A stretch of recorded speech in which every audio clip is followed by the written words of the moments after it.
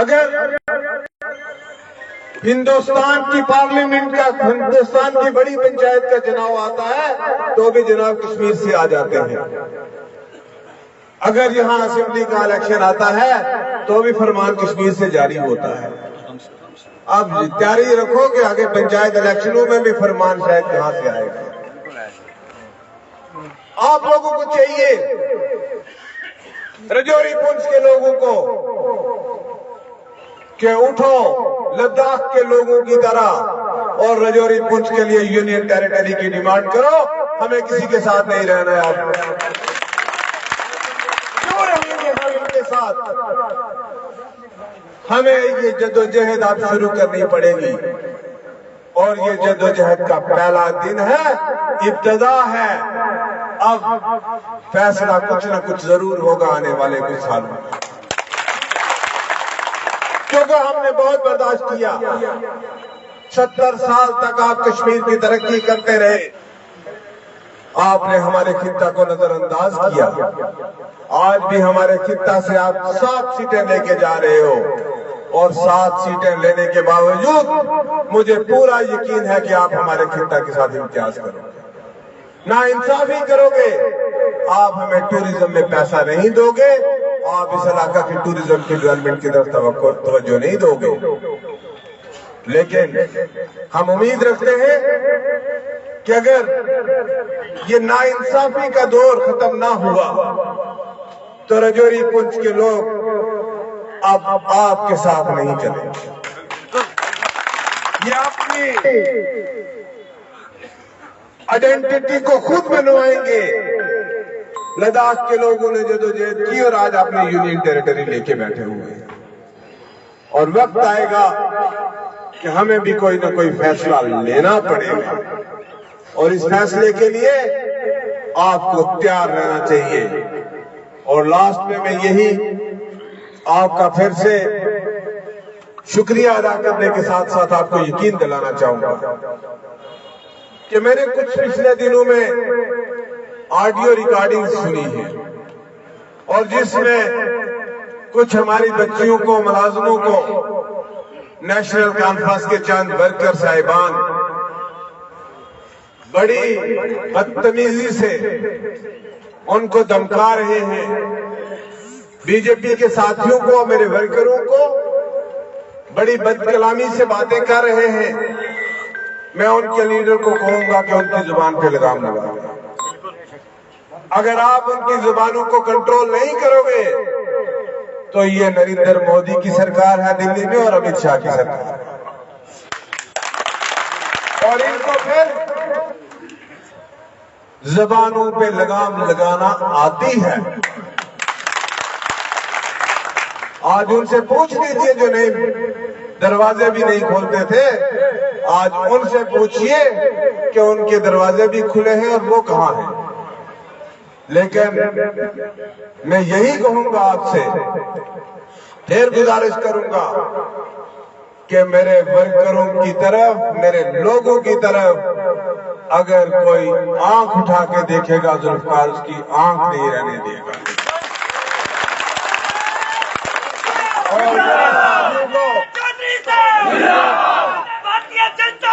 اقتدار کے نشے میں اتنا پاگل نہیں ہو جانا چاہیے، اقتدار کے نشے میں اتنا کھوج بھی نہیں جانا چاہیے کہ آپ کو بہو بیٹیوں کی تہذیب بھی نہ رہ جائے.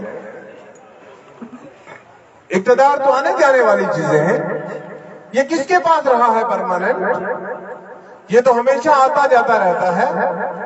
میں نے اپنے گھر میں کئی بار اقتدار کو آتے ہوئے بھی دیکھا ہے اور جاتے ہوئے بھی دیکھا ہے. پرماننٹ تو نہیں رہا. آج کسی کے پاس وقتی طور پہ ہے تو یہ کون سا پرماننٹ رہنے والا ہے؟ یہ بھی جانے والا ہے. آج نہیں تو کل چلا جائے گا. لیکن ہمیشہ ایک ہی چیز پرماننٹ ہے، ہمارا آپسی رشتہ بھائی چارہ، اور ہم ایک دوسرے کی آنکھوں میں آنکھیں ڈال کے دیکھ سکیں، ہم ایک دوسرے کے ساتھ مل کے چل سکیں. یہی ہمارا بھائی چارہ ہے اور اس کو ہم نے قائم رکھنا ہے. مجھے پتا ہے الیکشن کی ہار کے کارن، مجھے پتا ہے کہ میں 20 دنوں میں آپ کے ہر گھر میں نہیں پہنچ سکا، میں ہر آدمی کے پاس اپنا پیغام نہیں پہنچا سکا، میں اپنا ایجنڈا لے کے آپ کے پاس نہیں آ سکا، لیکن آپ نے پھر بھی مجھ پہ اعتماد کر کے آنکھیں بند کر کے 24,000 ووٹ دیا ہے۔ اور میں یہ بھی کہنا چاہوں گا کہ پہلی ذمہ داری آپ کے نمائندے کی ہے، ہم سب کا جو نمائندہ ہے اس کی ذمہ داری ہے کہ وہ آپ کے کام کرے۔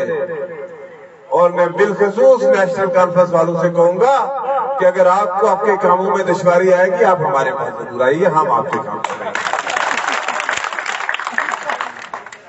ہمیں اب ایک ہی چیز دیکھنی ہے، ہم ان کی مدد کرنے کو ہاتھ بڑھا رہے ہیں، وہ ہماری مدد لینا چاہیں تو ہم ان کی مدد کریں گے، اور مجھے یقین ہے کہ وہ جلد از جلد بدر شبیہ سڑک کا کام بھی شروع کروائیں گے۔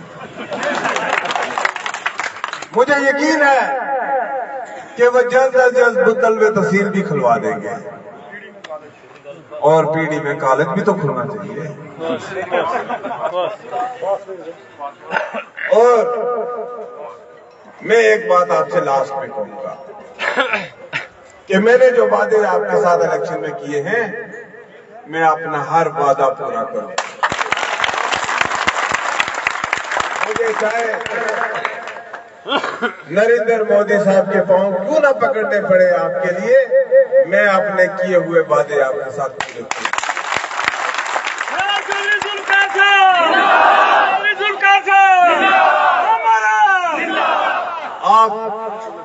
آپ سے میری یہی گزارش ہے، کئی ساتھی میرے مجھے فون کرتے ہیں اور وہ روتے ہیں، میں نے کہا یار خدا نہ خواستہ میں زندہ ہوں، مر نہیں گیا ہوں، جب تک ذوالفقار کی آخری سانس ہے وہ آپ کے ساتھ ہے، اور جس دن میری سانس نہ رہی تو اس دن میں کچھ کہہ نہیں سکتا اس کے بعد، اور میرا خون کا ایک ایک قطرہ بھی آپ کے لیے حاضر ہے۔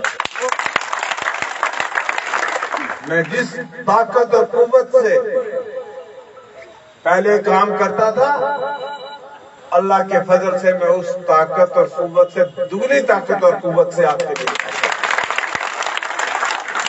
الیکشن جب آئے گا دیکھا جائے گا کہ کون جیتے گا، کون ہارے گا، کون لڑتا ہے، کون نہیں لڑتا، لیکن مجھے ایک بات کا تو فخر ہے، آپ نے میرے جلسے میں کوئی کمی نہیں چھوڑی، چاہے بدر میں کیا ہو، چاہے بگوری میں کیا ہو، چاہے نامینیشن میں کیا ہو، چلیے وہ الگ بات ہے، ووٹوں میں تھوڑا بہت آگے پیچھے ہو گیا تو آپ نے بہت ہمت سے الیکشن لڑا، بہت جذبے سے الیکشن لڑا، لیکن رہ جاتی ہیں کمیاں، کیونکہ ایک پرچار ہی اس قسم کا تھا کہ جس پرچار میں سے نکلنا سب کے لیے بہت مشکل تھا۔ آپ لوگ یہاں پہ آئے ہیں، میں آپ کا شکریہ ادا کروں گا۔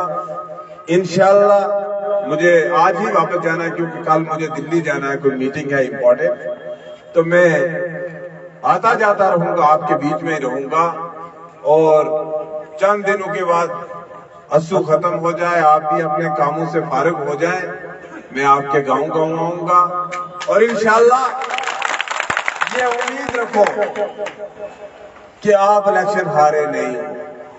میرا ایک چیز پہ ایمان ہے کہ جب آپ کے لیے ایک دروازہ بند ہوتا ہے، قدرت آپ کے لیے 4 دروازے کھولتی ہے۔ میرا اس چیز پہ پختہ ایمان ہے، اور آپ کو نا امیدی بالکل نہیں ہوگی،